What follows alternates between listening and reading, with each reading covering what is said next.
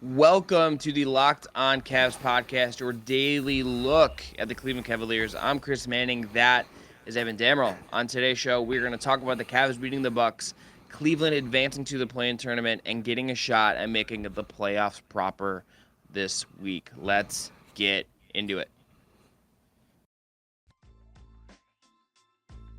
Cavs need a three.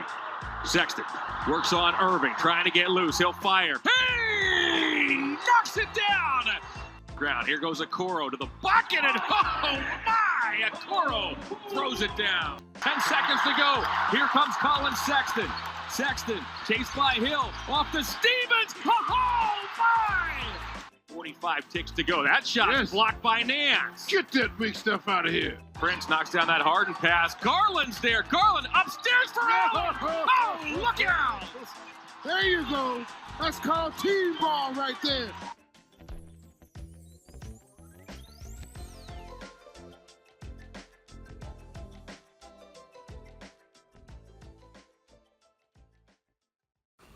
Today's episode of Locked On Cavs is brought to you by BetOnline. BetOnline has you covered this season with more props, odds, and lines than ever before. That's BetOnline. That's where the game starts. And I am Chris Manning. I cover the Cavs primarily for Dime on UpRocks and FearTheSword.com. That is Evan Damrell, the man clickety clacking it away over there. He covers the Cavs for Facebook Story on Euclid as well as FearTheSword.com. Evan, the Cavs won 133 to 115 against a Bucks team where Giannis Antetokounmpo didn't play, Chris Middleton didn't play, Brook Lopez didn't play. The on and on it goes. Drew Holiday checked in, committed a foul very quickly, and got the heck out of there so he could cash that like $225,000 bonus for playing. End of the season is what it is. The Cavs get to win. The Nets also won on Sunday. So here's what this means: the Cavs, by virtue of their record, by virtue of not having the head-to-head tiebreaker against Brooklyn, by head of how things just fell, the Cavs are the 8th seed in the Eastern Conference. The Nets are the 7th seed. So the Cavs will play the Nets on Tuesday night in Brooklyn, 7 p.m. tip. If they win that game, there will be the 7th seed in the playoffs and get the Boston Celtics in round 1. If they lose that game, they will play the winner of the Atlanta Hornets game on Friday in Cleveland, with the winner of that game getting the 8th seed overall. I'm going to throw up the standings real quick here to show everyone how the Eastern Conference finished this year. As you can see, again, the Cavs currently the 8th seed. If they win, again, they will become the 7th seed, surpassing Brooklyn, getting Boston in round 1. And if they lose, they will play the winner of that Atlanta-Charlotte game, with the winner of that game becoming the 8th seed and getting Miami in round 1. So, Evan, the Cavs win. We get the final wrap-up of the season to some degree, at least the regular season, and they advance here. Where are you at as we kind of look at this game and where the Cavs are at as they head into the playoffs? Because there's not a ton to say about the game itself.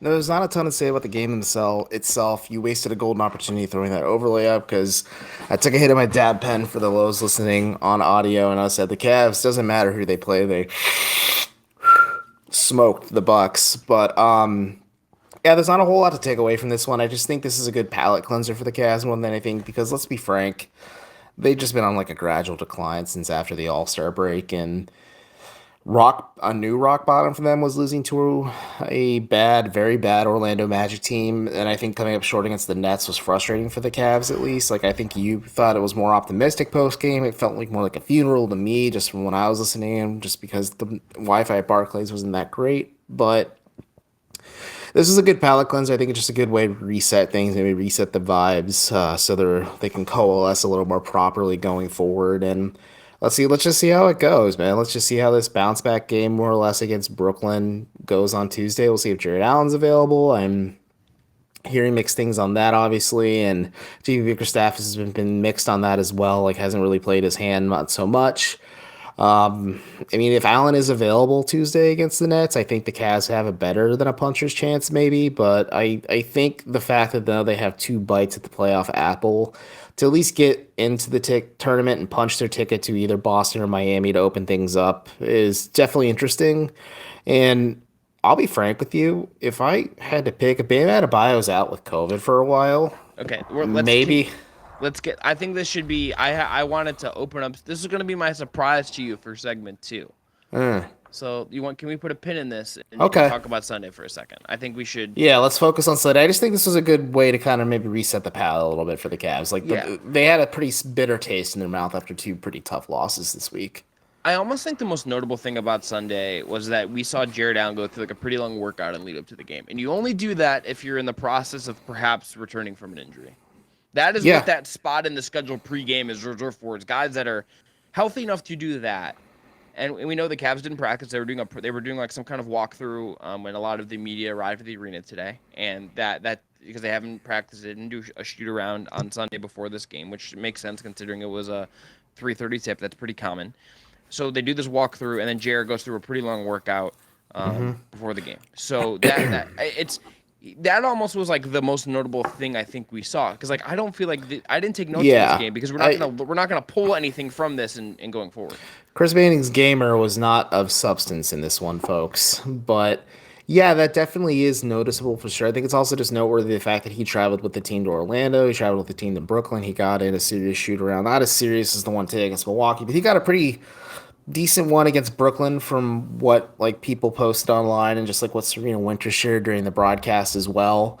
I would hope he's back for Tuesday's game, but like you said, I think these are encouraging signs of him hopefully returning to the court to make that impact. He's probably not going to be 100% until he gets off-season surgery on that finger, I would assume, because JB Bickerstaff did say pregame it's a structural injury. It's more so being comfortable with that and then dealing with the pain tolerance and everything else. It's a lot of things going on at once. The fact that he didn't get surgery, I think, is just kind of dragging this out a little bit. But yeah, it's encouraging to kind of see him getting shots up. Yeah. All right. So I think really the most important thing, the headliner here from Sunday, is that the Cavs win. So they needed to win this game to control their own destiny. Chris just killed my energy with his text. I'm not going to say it. That's why I sat back like I did. All I will say is if you want insight into perhaps something that's going to affect someone, and based on what I just texted Evan, check out Locked On Sixers, and you can go from there based on what is going on with the Philadelphia 76ers right now, who are playing Toronto in round one, and you can figure that out yourself if you're a good sleuth.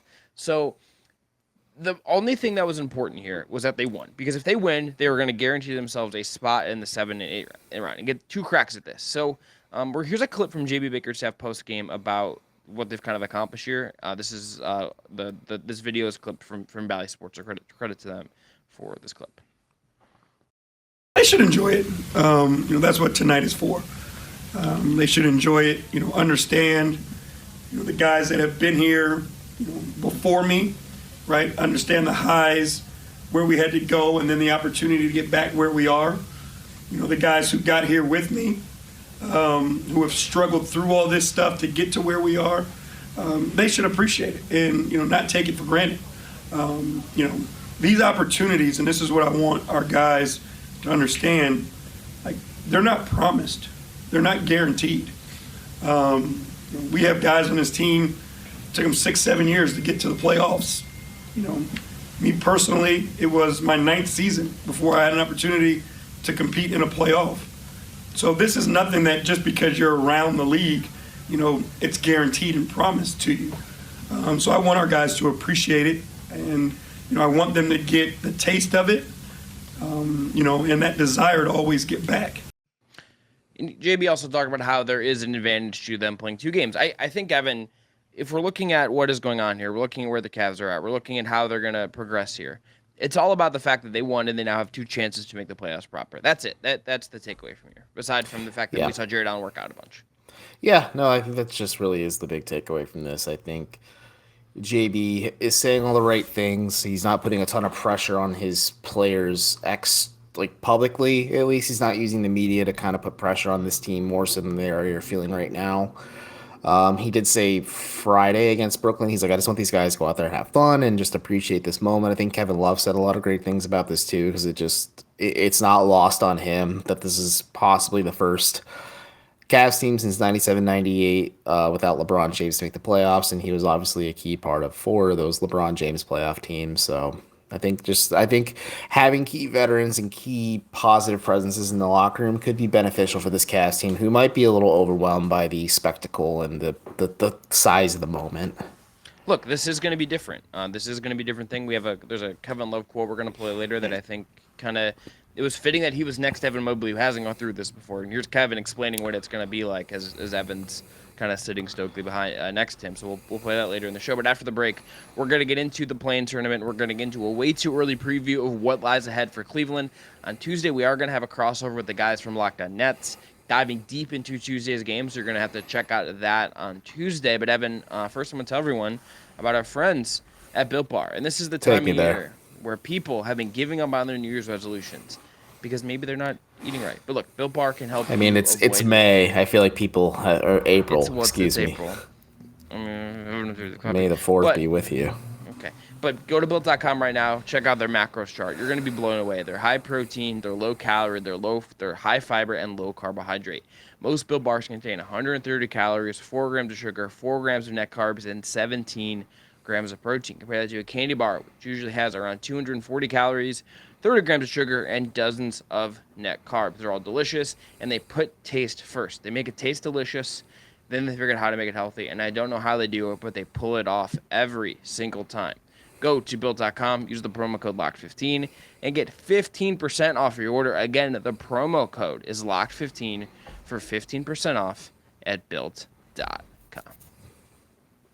All right, back here on the Locked On Cavs podcast, your daily look at the Cleveland Cavaliers. Evan, let's look at this way too early play-in preview. Again, I'm going to throw up the standings here just so we kind of outline what is ahead for the Cavs. And I'm going to go back to a question that you asked, and I think is kind of an interesting question to ask. It is obviously you will take the win however you can get it and just get to the playoffs. So let's not go there.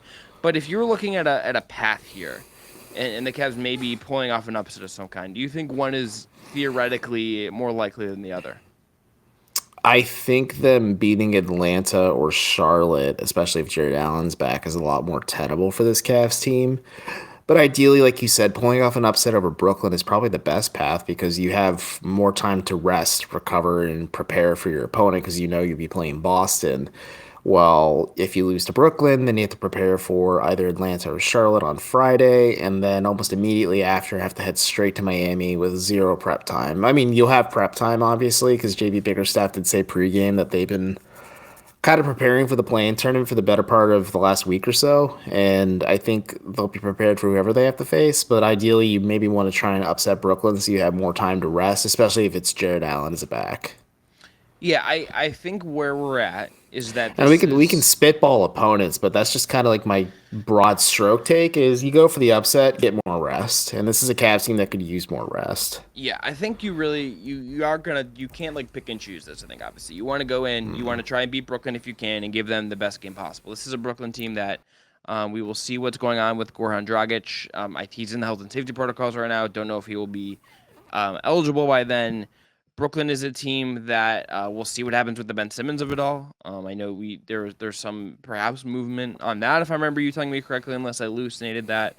Apparently he can make his, according to, he's now pain free, so maybe you're dealing with the Ben Simmons integration of it all. This isn't a team that looks... the Athletic Shams Charania said that... Round one, so he won't play... he won't play in the play-in, but who knows? I don't know, but go ahead. Okay, regardless. So this isn't a Brooklyn team that, they looked particularly sharp against the Indiana. The Cavs had some success against them for about 2 quarters in that previous game. I wonder if there's stuff they look back in the tape there and say, okay, this is what worked, this is what didn't, these are things we can kind of game plan for. Again, and if you can't get Jared Allen back, it's a really big deal. I don't particularly feel that I think the likeliest outcome here is that if they are going to make the playoffs, it is going to be... and look, you can quibble on whether you call the play in the playoffs or not. I tend to some degree, but it's a playoff format. There's a lot of high stakes and pressure in this scenario. Yeah, I mean, I particularly want to know how Kevin thinks it compares to the first run of the playoffs versus, that's an interesting thing. But I look at this and say, it seems like if the path forward that would be most likely for Cleveland to make it would be to end up as probably to lose to Brooklyn. And, maybe with or without Allen, and then I think maybe you get a home game on Friday, you get a couple days off to kind of get ready for that one. You get a chance to beat either Atlanta or Charlotte, and you get to do it at home, and you benefit from getting that second crack because as suboptimal as things have been since the All-Star break, it is a big benefit to the Cavs that they do get 2 cracks at this. Yeah, it's really huge for the Cavs that they get 2 cracks at this scenario because There was a real I mean, before Mike Budenholzer ruled everybody out, there was a real possibility that Cleveland would have to really climb up the ladder, starting in either Charlotte or, well, it'd have to be Charlotte because everybody won today. So if Cleveland lost, it'd be Brooklyn, Atlanta, and Brooklyn, and then Cleveland, Charlotte, and Charlotte. And Cleveland would then have to beat Charlotte in Charlotte, then beat Atlanta in Atlanta, and that's a pretty tall order no matter how you shake it. But yeah, having two bites at the apple is just a really beneficial thing. I agree with you that this is a playoff style format. Maybe it's a little bit of a palate tester. I keep talking about food, but this is a good way to kind of maybe get the Cavs geared up a little bit to give them a little perspective on maybe how different of a beast the playoffs are compared to the regular season. But it's definitely going to be interesting. I think it's going to be fun. I think it'd be exciting to watch them go up against arguably a very loaded play-in caliber team in the Brooklyn Nets, but we'll see how it goes, you know? Yeah, I mean, I think this is just exciting. Like, I think this is just exciting that they're getting this opportunity. I think whether Jarrett plays or not, this is going to be good for those guys. I mean, I think one of the subtexts of what Darius Garland has been talking about for weeks is that I think they've been like kind of itching for this moment. I think this is a good time to play that Kevin Love clip about physicality. So here's what Kevin Love had to say after the game on Sunday.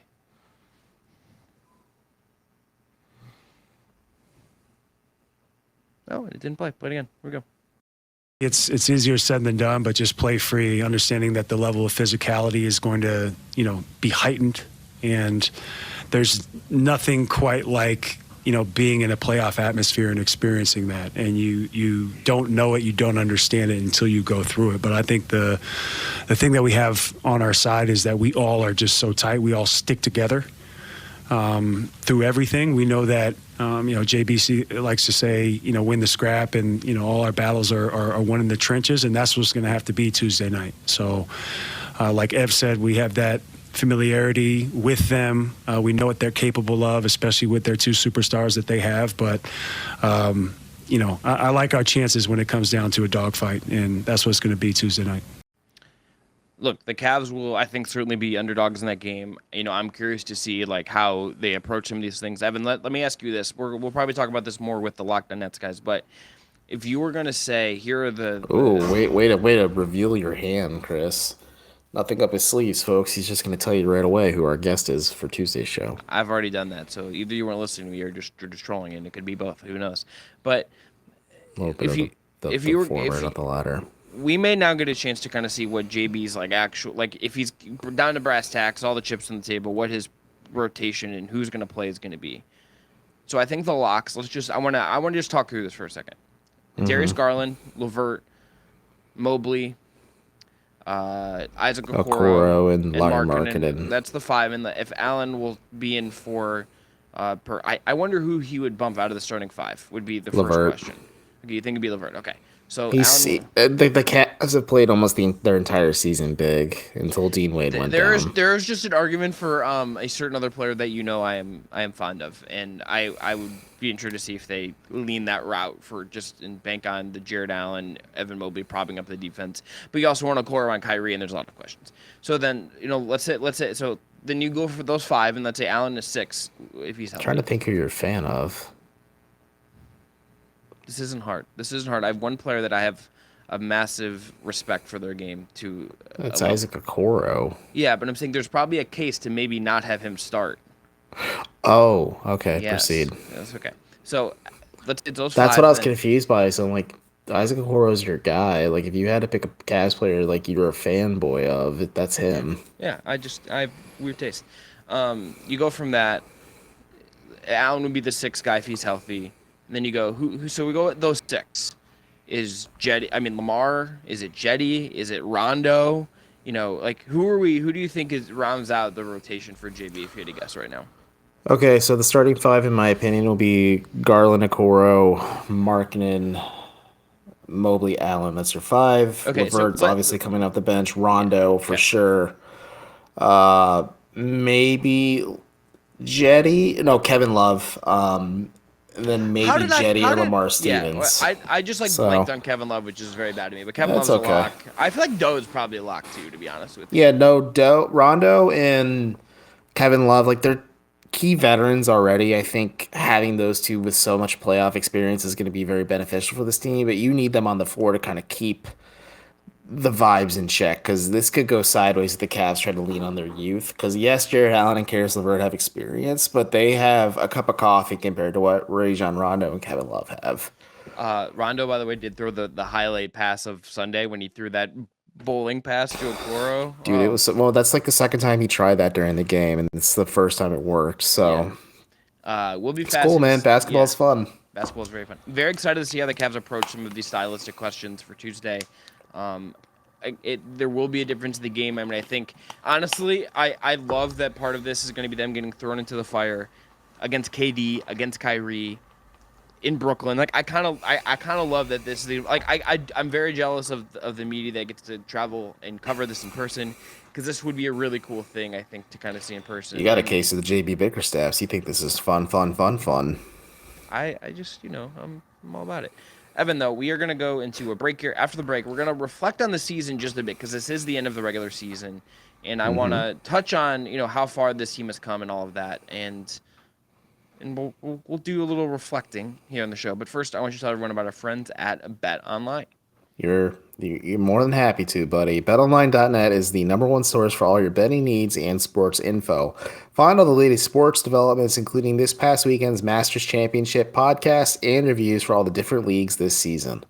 BetOnline is your continued source for all the sports wagering information, including live betting, esports, and scores. For instance, if you're a fan of baseball, the Cleveland Guardians are plus 4,000 to win the AL pennant this year compared to the favorite Toronto Blue Jays at plus 375. In the Central Division, Cleveland is at plus 1,600 compared to the favorite Chicago White Sox, who are minus 200. So, head to the website today or use your mobile device to learn more about the trends and action. BetOnline.net, where the game starts, and the exclusive betting partner of the Locked On Podcast Network. And you can bet on everything. I mean, you got like the Lakers next head coach. You've got the WNBA. You've got soccer. Pretty soon you can bet on the next co-host of Locked On Cavs, and Chris kicks me off. You're never going anywhere, buddy. We also know that the favorite in the house would be Danny Cunningham. Yeah, no. It's like when Marissa McNeese asked in the press box tonight, when did Evan come back? I slammed my hands on the table and said, I ain't ever left. I've always been here. That's correct. All right. I live in this thick little room. Last segment of the day here on Locked On Cavs. I'm Chris. That's Evan. So let's reflect a little bit, Evan. So Kevin Love talked about that post-game, about how this was worth celebrating. And JB has said a little bit as well in the clip we played earlier. And I think there is a sense of accomplishment here, right? But there is also something that they now are going to try to set out to accomplish differently. We can quibble about how likely it is. And look, I think when we're kind of plugged into what people are saying, when they listen to us on YouTube, or if we see what people are tweeting about or whatever, there is, I think, a level of frustration that has happened with this team to some degree. I think that if you're a diehard fan, I think that's understandable with how kind of poorly the last couple weeks have gone. I do think I think just because it is still year one of this, we don't know the full context of what has changed here and where this is really going. I do think it is fair to say that this organization has taken a step forward this year. And regardless of what happens Tuesday, regardless of what happens potentially Friday, we're in the playoffs or whatever, this has been a step forward year for the Cleveland Cavaliers. And that ultimately, I think, is the most important thing as we're thinking about whether we would define this season or what's to come here as a success or not a success. No, I absolutely agree. Let's be frank. Let's wind this all the way back. The draft is 100% luck. Darius Garland, that's a hit. Evan Mobley getting that pick, that's a huge hit for the Cavs. Jared Allen kind of getting him because the Rockets are feeling frugal. That's winning trades like that. That's all luck, and that's a kind of a gamble organizations have to take too. And Kobe Altman set himself up very nicely, and obviously because he's the first general manager to be extended not once but twice under Dan Gilbert's stewardship as team owner. The Cavs are set up really nicely, and I think it's really easy to forget that sometimes, that we're only really year one into this, and the fact that this pseudo big three, if you want to call it that, I call it that, but if you don't want to call it that, that's fine. Of Garland, Mobley, and Allen, they're in their mid-20s or younger. Like, they're younger than their mid-20s. Like, they will have room to grow. They'll have room to improve. We saw Jared Allen's game evolve a little bit this year from what he was last year to now. Like, we're going to see more from Garland. We're going to see more from Mobley. And I think it's easy to get bogged down in the moments and not look at the big picture sometimes. That's always just been my reflection that I at least was incredibly low on this Cavs team because, like, historically speaking, I didn't have a lot of faith in the front office. I didn't know what to expect from JB Bickerstaff as a coach. Just offensively, he's very vanilla and bland, and sometimes you still see some of those issues. But defensively, like, this is an elite unit the Cavs had at times because Allen and Mobley really make things work. And I think having Darius Garland as your established offensive superstar, having Jared Allen as your established defensive anchor and star as well, and Evan Mobley kind of serving as the connective tissue between just those two side of things. And yes, Allen is impactful on offense too, but defense is really where he makes his bread and butter. But the Cavs are in such a good place going forward that I don't want to say dynasty, but they could be a force in the Eastern Conference for the foreseeable future, depending on how they build around this. And the fact that they get to wet their whistle in the play-in and hopefully the playoffs, whether it's against Miami or Boston, is kind of just icing on a cake that is like smothered in fondant and icing and buttercream and everything in between at this point. Like, this is like the pie in the sky season for the Cavs. Yeah, I mean, look, I think this is one of the, regardless of how we got here the last couple weeks, and I think some of that has muddled some of what we can, and how we can understand some of this, right? Like, there are things that how things have gone, I think, does complicate, I think, some of the evaluation a little bit just because things have been so wonky for a couple weeks. I do think it is clear that in Garland, Evan Mobley, and in Jared Allen, you have the foundation to build something around those three guys. And it is not guaranteed they're going to be able to take big steps forward with those guys. You have to make the right moves in the summer and the summer after that and all of that. But those guys give you something to build with going forward. You have a foundation there, and that I don't think we knew. Like, even if you were a Garland optimist, even if you were a Mobley optimist and a big fan of his, even if you I was both of those things, and we're both Garland believers, but we didn't expect this big a leap. Well, and even like with Allen, it's like that's a good player, but like I think he's taken a leap this year. And you have these things where it's like, okay, how they figure stuff out going forward with these guys, how they approach some of this stuff will be really, really interesting to see how they do it. This is the team that it's funny because like before coming into the year, I think my personal best case scenario was like, okay, this could be a play-in tournament, right? This could be a team that makes the play-in tournament, competes for that, and gets a chance to wet its whistle, and get a chance to be in the playoffs, right? Like I thought that was the best case scenario for what this team could be.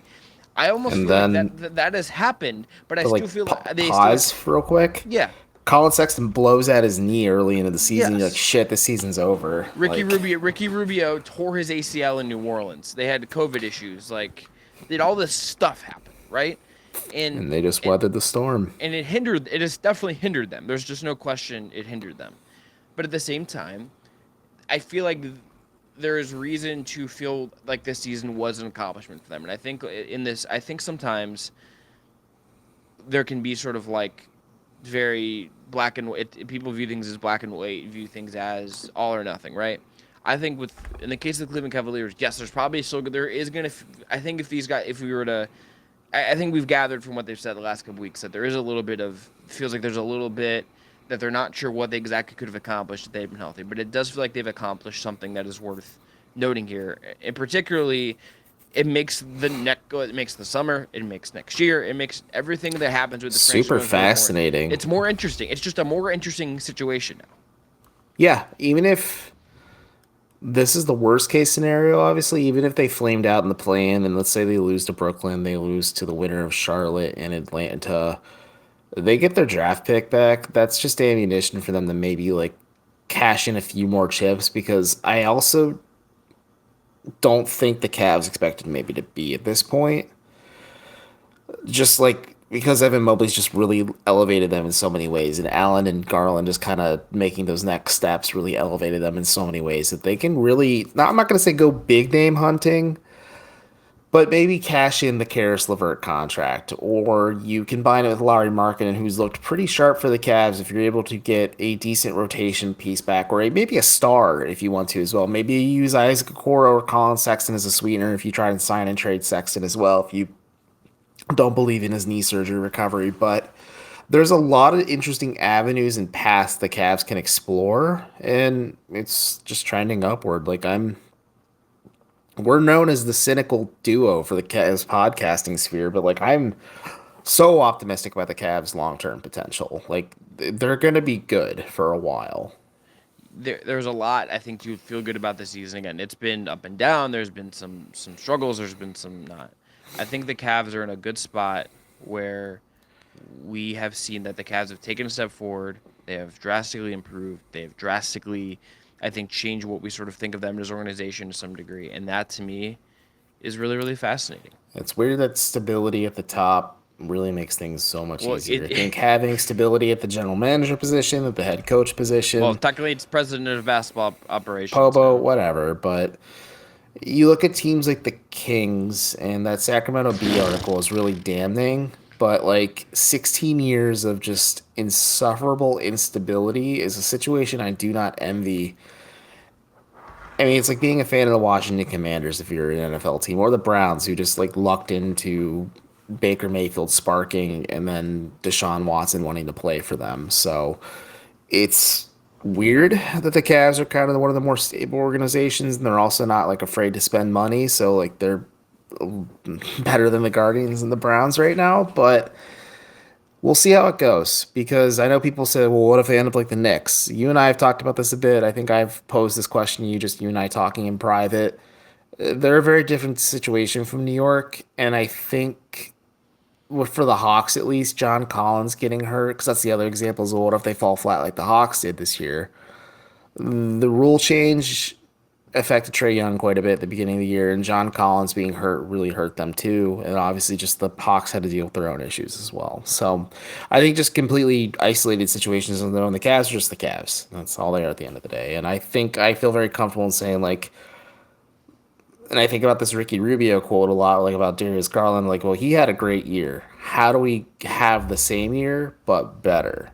Yes. And then we just level up from there. Yeah, we'll be fascinated. This is going to be a fun week. Again, Cavs Nets Tuesday. We're going to be we're previewing Cavs Nets, the playing game with the guys from Locked On Nets, Doug and Adam. Friday, if the Cavs lose, they will play Charlotte or Atlanta, and if they win Tuesday in Brooklyn, it's Cavs Celtics in round one, which would be personally fun for me because I have a friend from college who's a Celtics fan, and he's also an Arsenal supporter, which like would make it a. So are you. This is just rude. This is just rude. Kulishevsky, my Swedish winger king, hit the LeBron silencer Sally over the weekend when he scored a goal. I'm going to send this to you after, Evan, because you're a big PSG fan now. So, you know. Oui, monsieur. Allez, Paris. But that's going to be it for this episode. Bop, baby. I can't with you. I've seen you. This has been about 7 straight hours of me interacting with my guy, Evan. But yeah, Chris and I have spent too much time together today. And I got a case of the goofballs, let me say. I'm certified silly moment. Hope you all are doing well. Hope you had a good weekend. Chris, why don't you take us out? We'll talk to you tomorrow. Subscribe it and rate and review us with 5 stars only if you haven't on your podcast platform of choice. Please subscribe on YouTube if you haven't already. Again, we'll be back tomorrow with the guys from Locked On Nets. Should be a fun week ahead of the Cavs. They beat the Bucks on Sunday. Are now the 8th seed in the East and have made the playoffs without LeBron James for the first Chris time. and I got matching Whammer bobbleheads. So it's a pretty good Sunday for us. Well, if you made it this far, without seeing who the rest of this is, and you kind of give it away, tell me who you think this is supposed to be. This pop. This is obviously not Whammer. But if you're looking at this, tell me who you think this is supposed to be. Okay? I just like that. It's obviously not Whammer. I just looked to clarify, but comment below if you're watching on YouTube who you think it is. And if you're right, we'll acknowledge you somehow. Yeah, there's Whammer, though. Until then. Also, shouts to my buddy Kendall. I never gave him a shout out after the Lakers episode because that was a bloodbath, and we had to talk about that. Gotta get out of here. Talk to y'all tomorrow.